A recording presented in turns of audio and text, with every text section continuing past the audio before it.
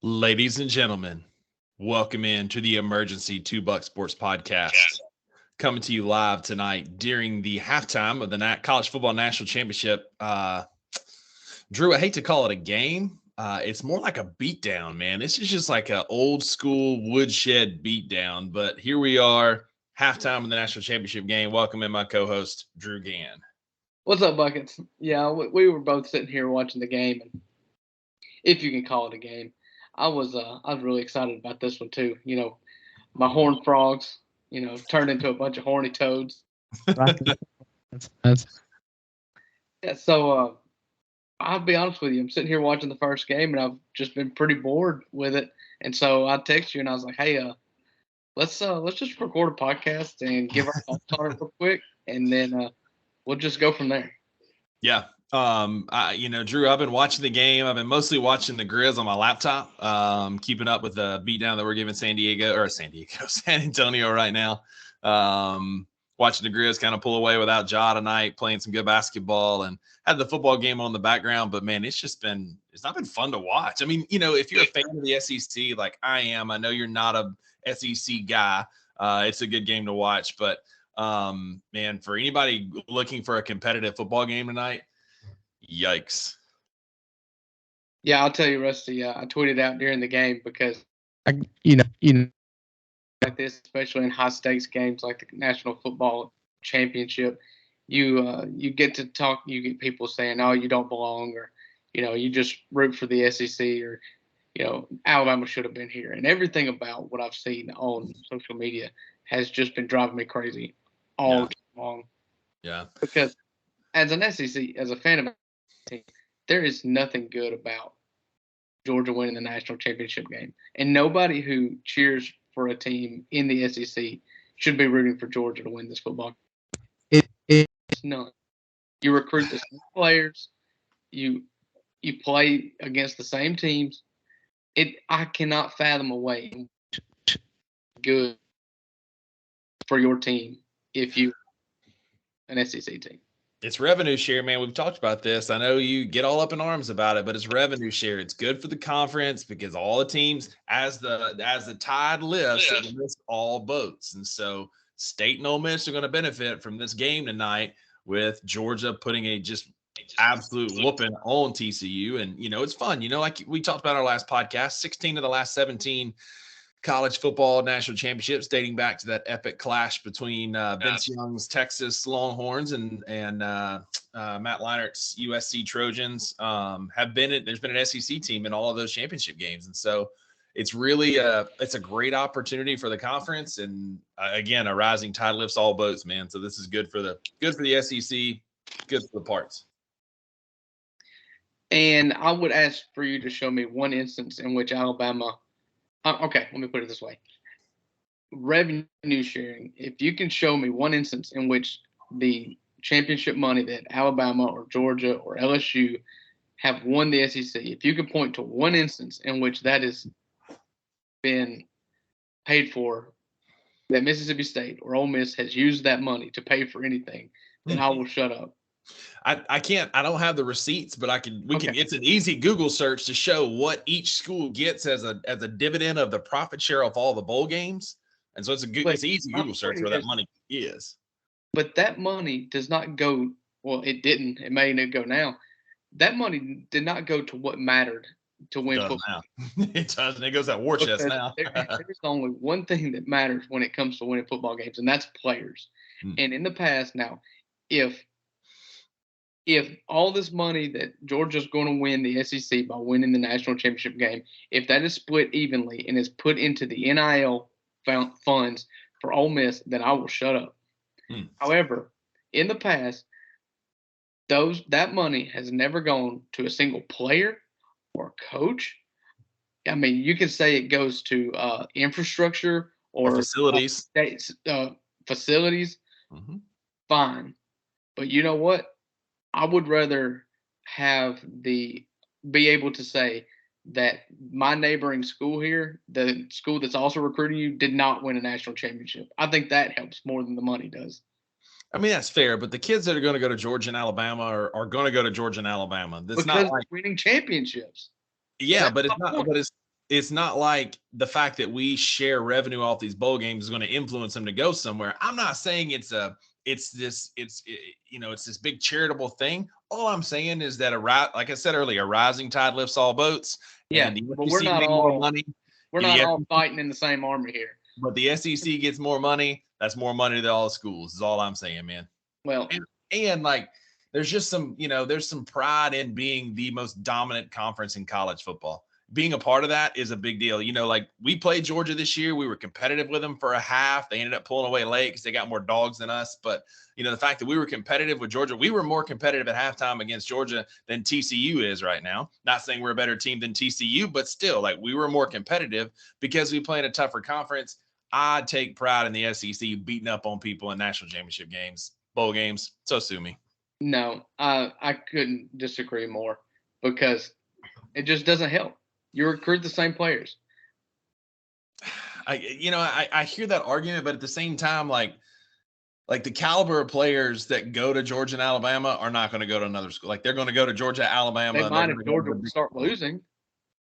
Yeah, I don't know, man. Georgia is a power now, but you forget before in the later Mark Richt years, they were not. They were an afterthought in the East. And the East I would still. Go ahead. And they got players because they started winning. One the other. I would still bet that they got more 5 stars and 4 stars during those late Mark Richt years, even when they weren't as good, more 5 stars than most other SEC schools because of the name, because of the prestige. Georgia's always been able to pull big recruits. Georgia is a great high school football state. And so they've always been able to pull those big recruits. I'd be curious to see what the recruiting stats were during those years, still compared to Mississippi State, Ole Miss, Arkansas, when we were all kind of on the same playing field during those late years. Yeah. And another thing that's bugged me watching this game, keeping up with it on Twitter, where everybody goes for their first, if you watch sports the way I watch sports, I watch it while also scrolling through Twitter to see everybody's thoughts and hot takes and opinions. Sure. And I have seen several people, and you may not have, seen a lot of people with the take that, maybe Alabama should come out of the locker room in the second half. And nothing comes across as more elitist and butt than that take. Alabama has no business watching this game thinking they should be here. Nope. That goes for Tennessee, and I haven't seen Tennessee fans say it, but I'm just going the next ranked list. That goes if anybody thinks USC should be here or Kansas State or LSU, they have no business. Nobody has any business being in this game other than TCU. And if one team could gripe about it, it's Michigan, but Michigan shot themselves in the foot. They beat themselves. Yeah, I agree, Drew. I can't stand that argument. That happens every year when there's a blowout. Oh, we should have put X team in or Y team in. I think that's a terrible argument. The team that are there are supposed to be there. And if you don't like it, man, win more football games. I think it's a bad take. Again, of the SEC teams, I think it's Tennessee that deserves to be there over Alabama because of the head-to-head matchup. Absolutely. But I think the two right teams that are supposed to be there are there. One of them just happens to be head and shoulders better than the other one. And they came off of they gave everybody false hope because they had one of their worst games of the year against Ohio State. But you said on the pod last week, they found a way to win. Stetson Bennett found a way to pull that team through, and they're there because they are experienced and they're the better team. And I think that's showing tonight. No doubt in my mind. Yeah. Going into this, I thought two teams were head and shoulders above the other two teams, and that was Georgia and Michigan. And I was wrong about Georgia. I was wrong about Michigan because TCU had their way with them offensively, and then Michigan shot themselves in the foot a couple of times on their offensive drives, especially early. And so, to me, this says more about Georgia than it does about TCU. Yeah. And it's a team, like I said, it was the reason why they were my favorite going into this. It's a team that's been there. You watch Stetson Bennett tonight, and that dude is as loose as a goose out there. He's feeling no pressure at all. And the hot start helps with that. But he went into this game with no pressure at all.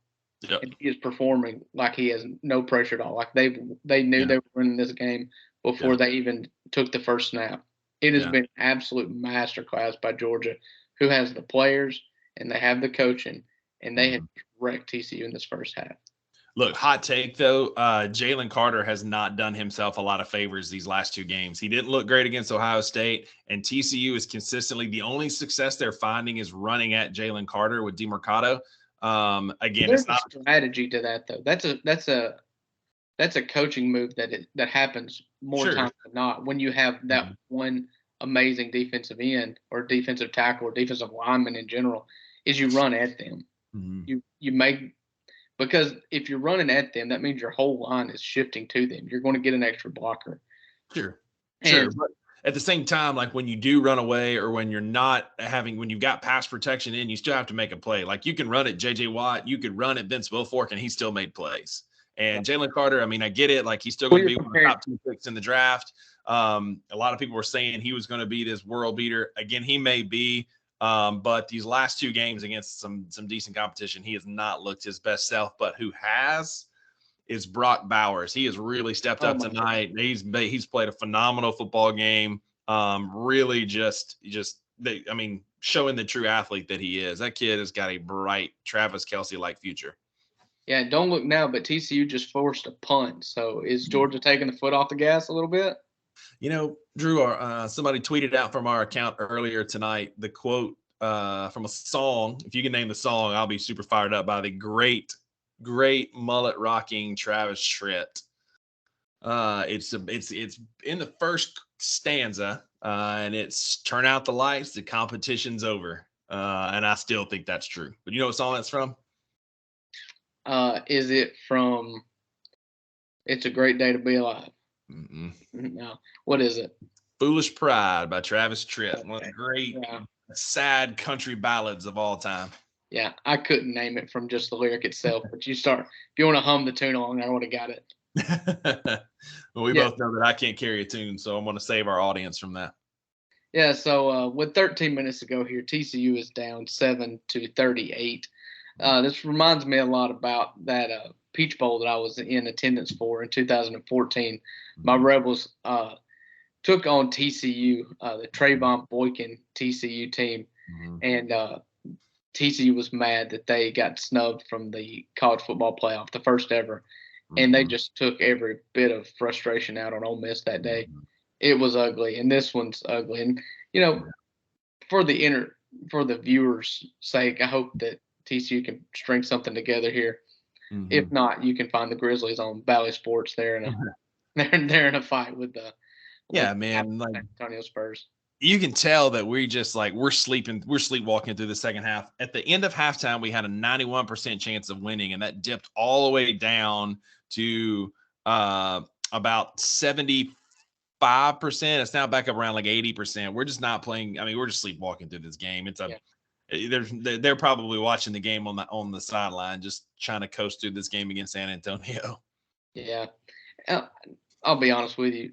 Even the people taking part in that Grizzlies Spurs game are keeping up with this college football game. Absolutely. And so that's probably what happened is the Texans from San Antonio have diverted their attention away from the national championship game and have started paying more attention to their own basketball game. Sure. And, kind of matched the intensity of the Grizzlies a little bit. Yeah. I think the Grizzlies still pull it out, much like the Georgia Bulldogs, but kind of sleepwalking through that game. But yeah, man, Max Duggan's got to figure it out. He's got 2 picks on the night. They don't have a ton of answer for Georgia's passing attack. They've been finding a lot of success. Quentin Johnson has not showed up tonight. I said on the last podcast that he had Julio vibes, and he did until he met this Georgia secondary, which had been kind of suspect, but they've shut him down, man. He's got 1 catch for 3 yards. Not really doing a ton, and Max Duggan is running for his life more often than not. It's for those looking for a competitive football game, I hate to say it, but you're not going to find that tonight. Yeah. Shout out to Stetson Bennett. He has looked like the best player on Georgia tonight. Sure. Well, aside from Brock Bowers. Sure. But he has been absolutely incredible.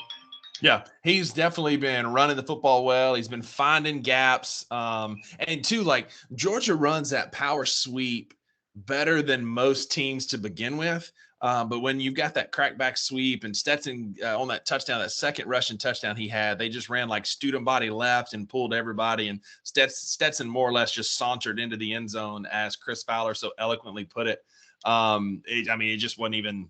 It's just not even a thing. They're just getting a complete wash on TCU's defensive line. And, in the pregame, they hyped up TCU's linebackers as these chaos creators. They play well in space. But what I've seen tonight so far, Drew, is they over pursue. They're very aggressive, which can play in your favor, but they're taking bad angles tonight. They're over pursuing. They're running past the running back, and Georgia's just got too much speed for you to be that aggressive. Like, they keep shooting through the gaps, and when they hit the gap, the running back's there, but by the time they get through it, Milton, these guys are gone.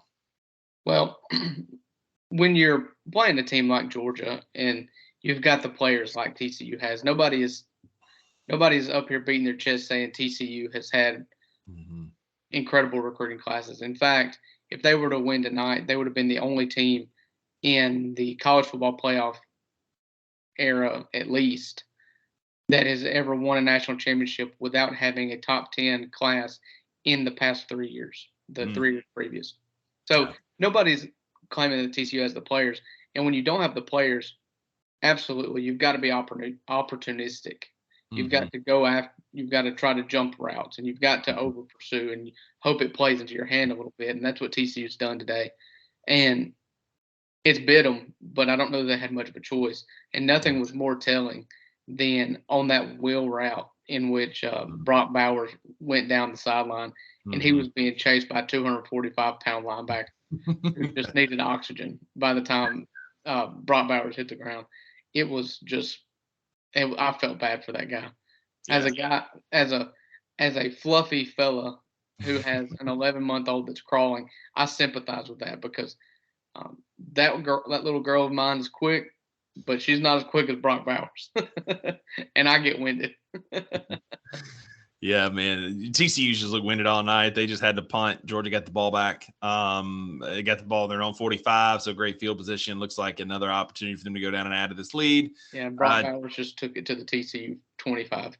There you go. So right on cue, Brock Bowers, as we hype him up. He's playing good football. TCU just doesn't have the dogs to keep up with. Georgia, no pun intended. Just not looking good for the Horned Frogs, man. Though they do look good. Those black helmets look sharp, but other than that. Yeah, they've and forgive me, I don't know when they started the Black Panther little tribal around the collar. That looks good. But that's awesome, and it really looks awesome on their black uniforms. But I mean, they've. I'm not going to say I'm a traditionalist when it comes to uniforms, but I'm definitely not super not a huge fan of like Oregon when you bring stuff out of the blue and take pride in doing something weird every week. This is awesome though. Their uniforms now are awesome. The black helmet with the purple face mask and the silver horny toad helmet. Those are pretty sweet. Yeah, I would lean more traditional, like you said. I would lean more traditional than I would like in Oregon. I appreciate some, special uniforms here and there. I appreciate what State did this year with the script. Hey, Ole Miss compliment. I did dig the Realtree helmets. I thought those were cool this year. My least favorite.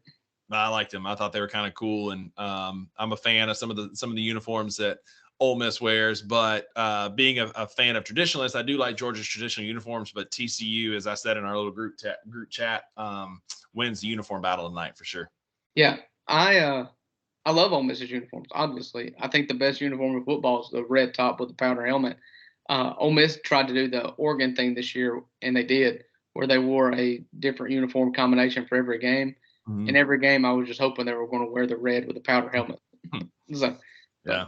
And I'm a fan of the navy blue and red. I don't hate those uniforms either. I think they look good. That's a winning. It's America's color, so it's kind of a winning combination.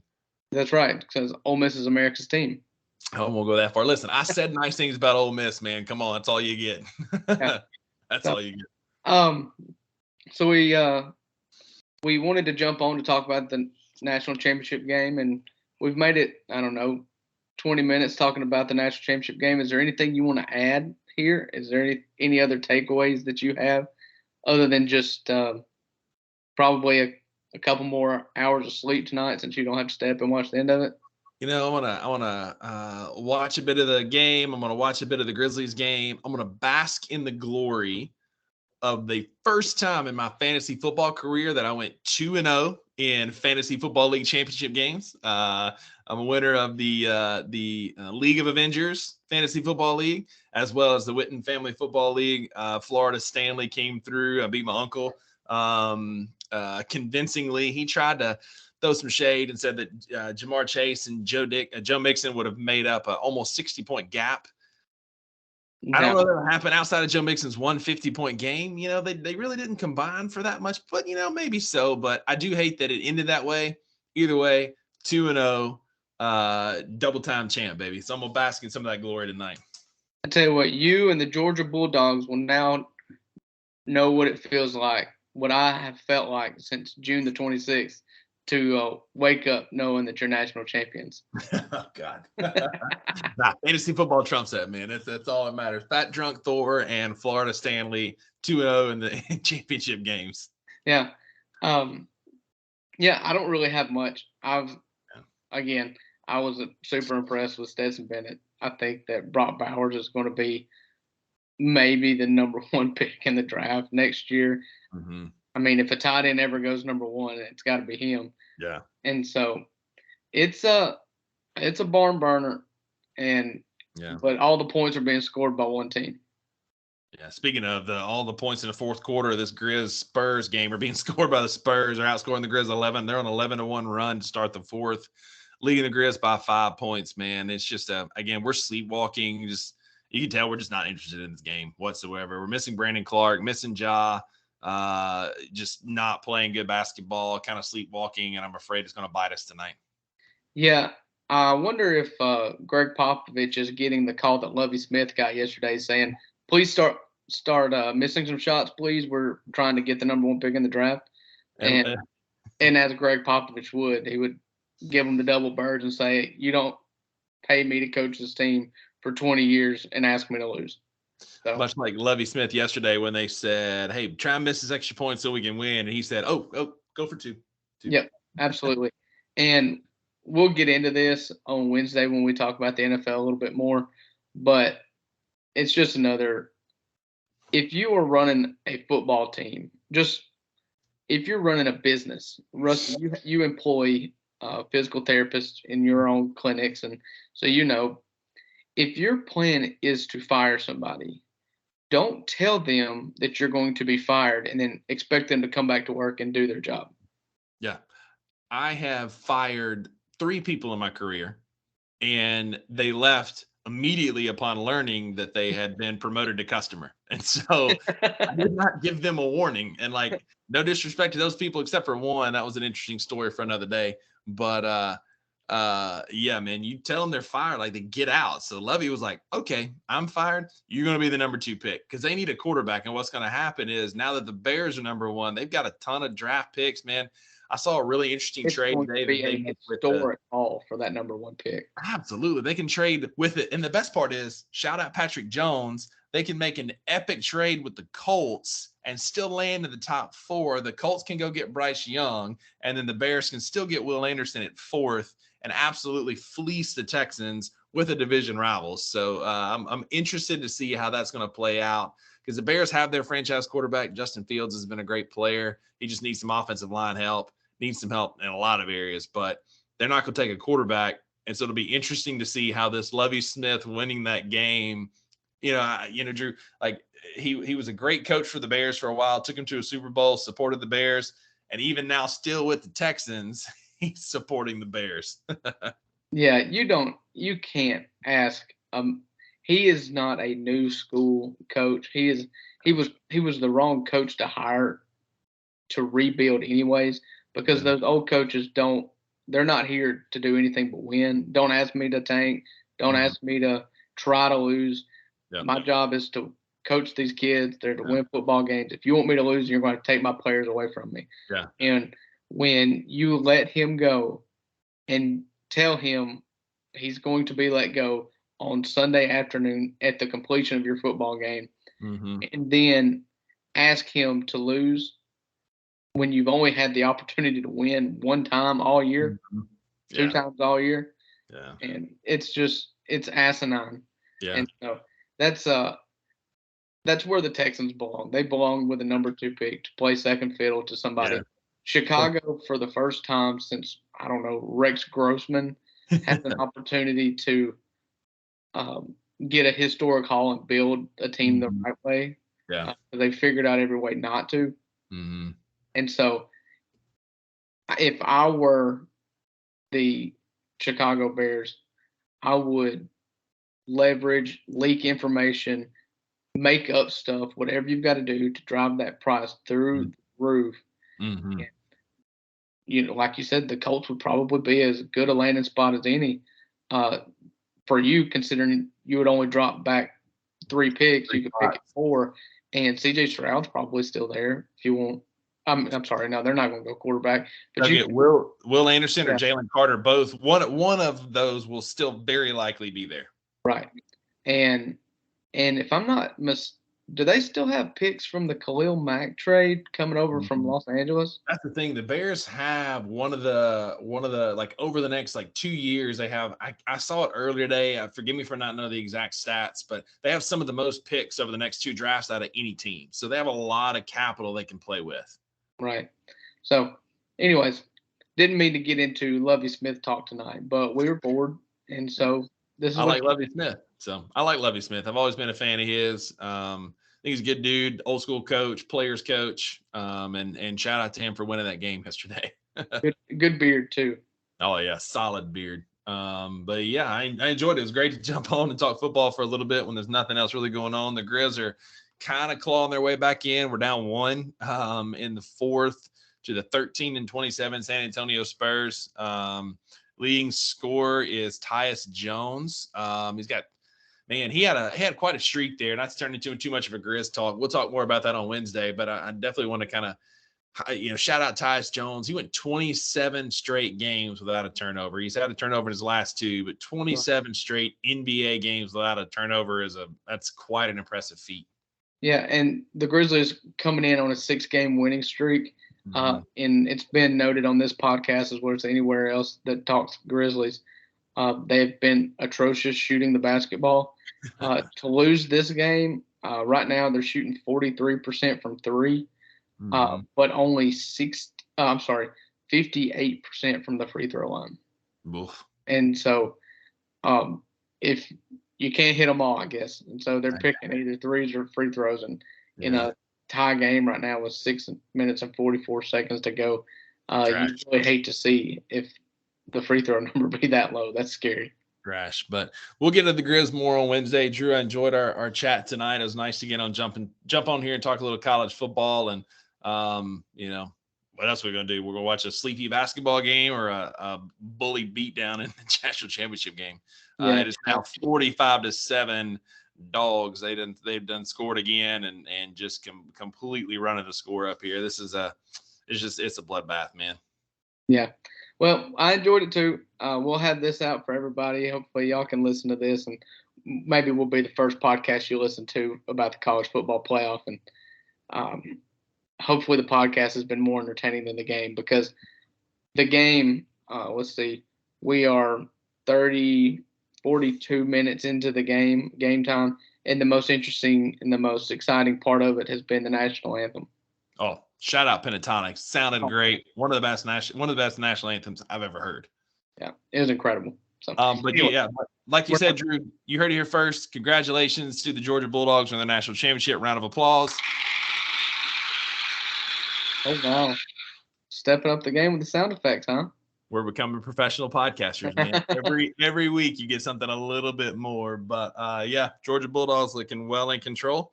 And think they'll party hard into the night out in LA. But, Drew, I'll see you back here on Wednesday. Looking forward to talking more sports then. All right, buddy. Have a good week. See ya.